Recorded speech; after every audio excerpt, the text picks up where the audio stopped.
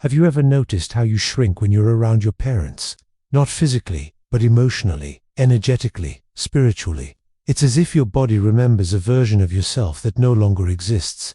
You could be a successful adult, living on your own, leading a career, raising a family, and yet, the moment you hear your mother's tone shift, or your father's disappointment seep through a glance, you're 7 years old again, your voice softens, your chest tightens, you abandon your truth, even when you swore you wouldn't this time. If you've ever felt this regression, this internal collapse, you're not alone. It's not weakness, it's not immaturity. It's the result of an invisible wound you were never allowed to name, the emotional fusion with your parents that never fully broke. Carl Jung once said, "Until you make the unconscious conscious, it will direct your life and you will call it fate." And nowhere is this more true than in the family soul. This video isn't about blaming your parents. It's not about anger. It's about liberation, about the quiet, sacred process of disentangling who you truly are from who you were taught to be. Because many of us were loved conditionally. We were accepted as long as we were agreeable, quiet, successful, or emotionally useful. In other words, our sense of self was built inside someone else's emotional boundaries. And now, as adults, we find ourselves struggling to say no, to feel safe in our choices, to claim our own lives. Because a part of us still believes that disappointing them means being unworthy of love. This is not just emotional, it's archetypal. It's not just psychological, it's spiritual. In this video, we'll explore how the unresolved emotional bond with your parents might still be shaping your reality, and more importantly, how to break free from it without losing them and without losing yourself.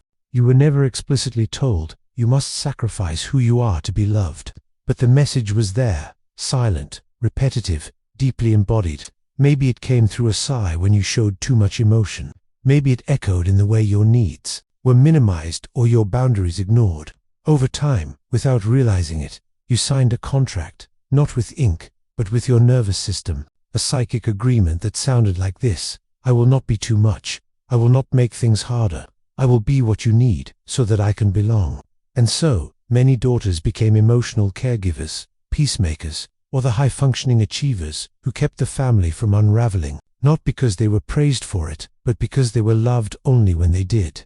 This invisible contract is more than a coping mechanism. It is an inherited emotional role, one that can follow you like a shadow into adulthood. It shows up when you apologize for things that aren't your fault, when you feel responsible for everyone's mood, when your no feels like betrayal. It's not that you chose to carry the emotional weight of others. It's that you were never given permission to lay it down.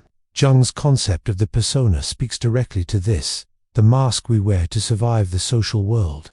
But what happens when that mask was molded by your family's unspoken rules, when your goodness was equated with invisibility, silence, or denial? This contract doesn't just cost you your voice, it costs you yourself. It silences your intuition, it fragments your truth, and it leaves you wondering why you feel empty even when you're doing everything right. And the most painful part, you may still believe that breaking this contract will break the love you've worked so hard to preserve. But here's the truth: authentic love never demands that you erase yourself, and healing begins the moment you dare to question the roles you were never meant to play. Long after we leave our childhood homes, our parents often remain, living not in our houses, but in our minds. Their voices become internal echoes. Their judgments, fears, and expectations evolve into psychic blueprints that we mistake for our own thoughts.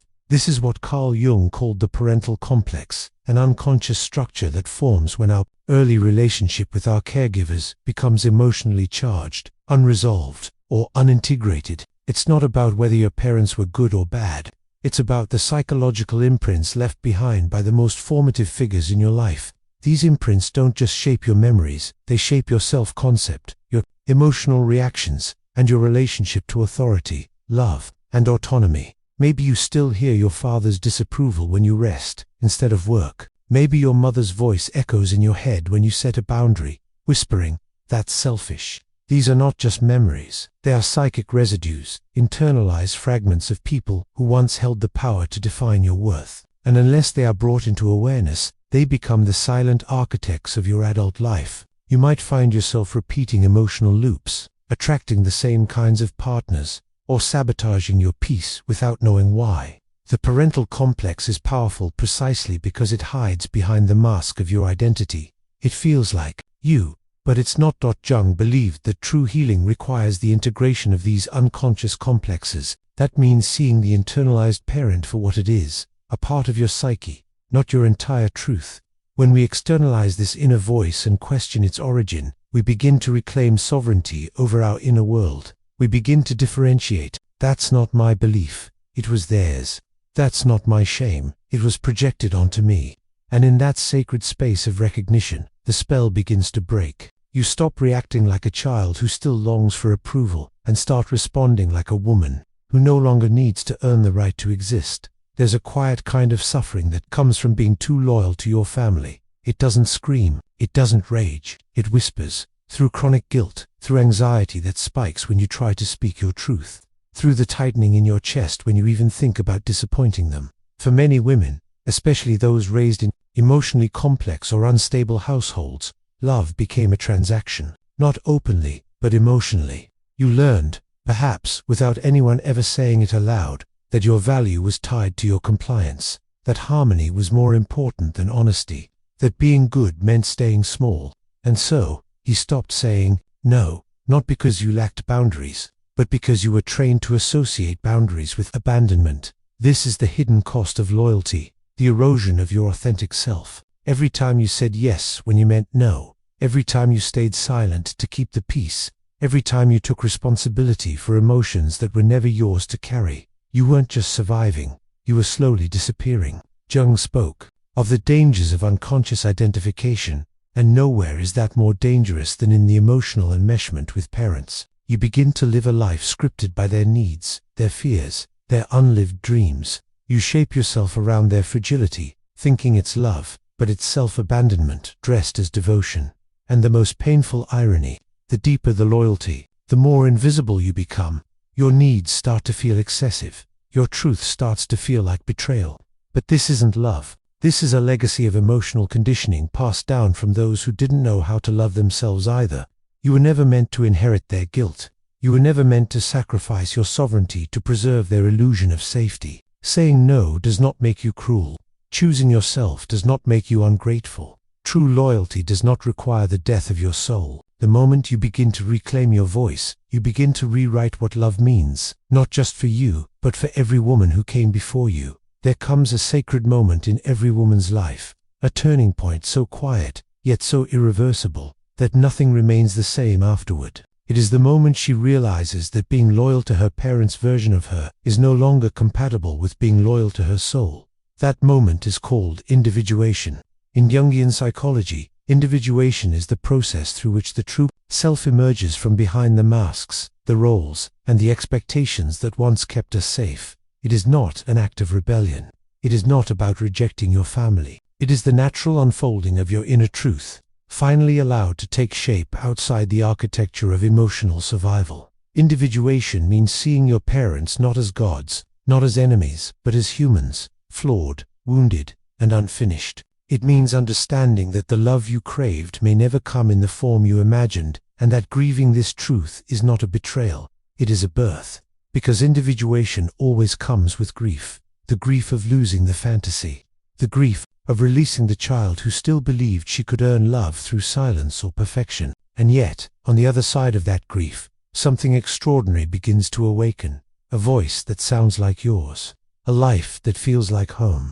A center that cannot be shaken by guilt or approval. You may feel guilt in this process. Deep, ancestral, guilt that tells you you're abandoning them. But what you're really abandoning is the script you were never meant to carry. Jung said, the privilege of a lifetime is to become who you truly are. And this becoming often requires you to walk alone for a while, not because you've rejected love, but because you are learning to recognize it in new, unconditioned forms. When you begin to individuate, you no longer need your parents' validation to feel whole. You no longer apologize for your boundaries. You stop asking for permission to exist. And slowly, one sacred choice at a time, you come home to the woman you were always meant to be, before the world told you who you had to become. Healing the parent wound doesn't begin with confrontation. It begins with clarity. Not the kind of clarity that demands answers from them, but the kind that allows you to finally hear your own voice beneath the noise of obligation, fear, and inherited guilt. You don't need to cut ties. You don't need to declare war. What you need is sacred space, an inner pause long enough to ask, what parts of me were never allowed to exist in that household? From that question, healing begins. And while the path to emotional liberation is deeply personal, there are 3 symbolic and practical tools that can support you in gently breaking the invisible chains, without losing yourself or anyone else. Step 1. Awareness. This is the quiet revolution. Begin by noticing when you're performing instead of expressing. Ask yourself, whose voice is this? When guilt shows up, journal the moments you feel emotionally small, especially around family. You're not just observing behavior, you're tracing the architecture of your conditioning. Awareness turns the unconscious into choice. It dissolves the trance of automatic obedience. Step 2. Separation. Separation isn't disconnection, it's differentiation. It means creating space between your truth and their expectations. This can look like pausing before answering a family member's request. It can mean saying, I need time to think, instead of giving a knee-jerk yes.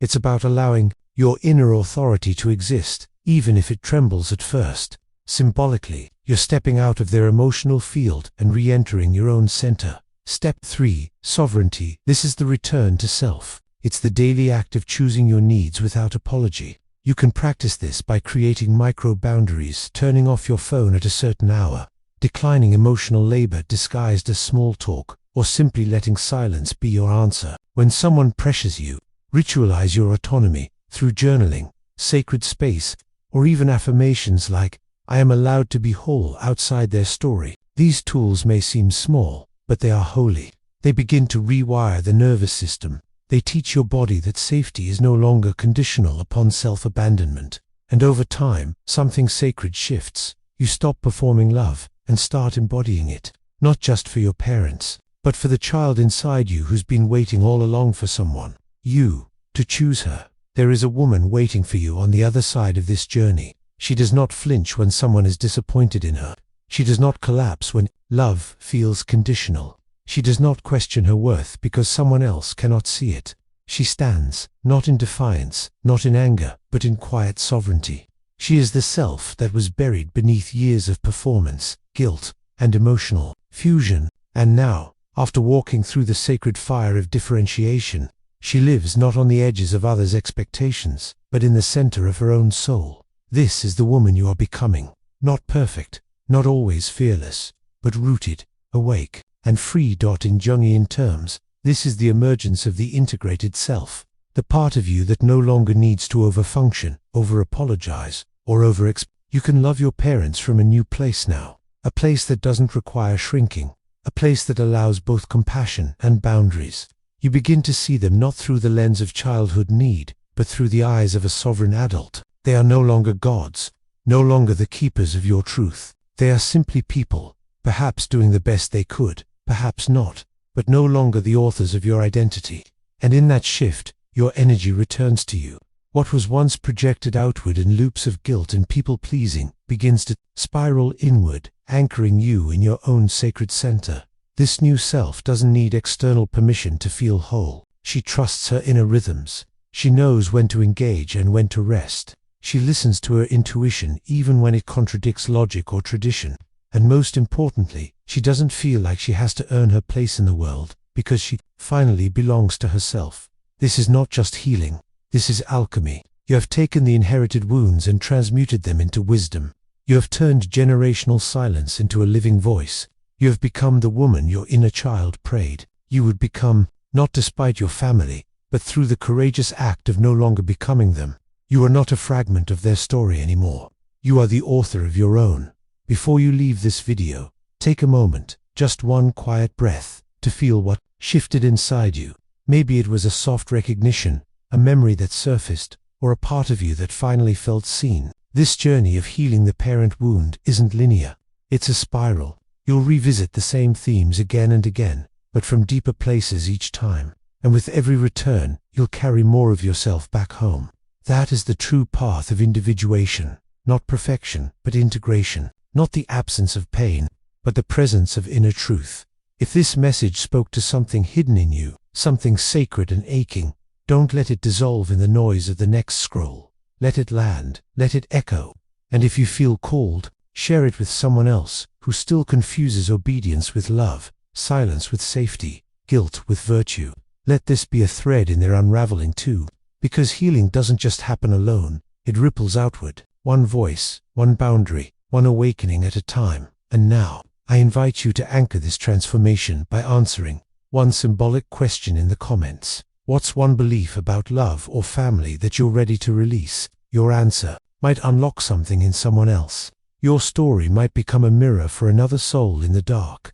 And in that, we heal together. If you want more videos like this, on emotional healing, spiritual psychology, and the symbolic journey back to self, subscribe to the channel. There are new videos every week, crafted for souls like yours, souls who are done performing, souls who are ready to return to their center.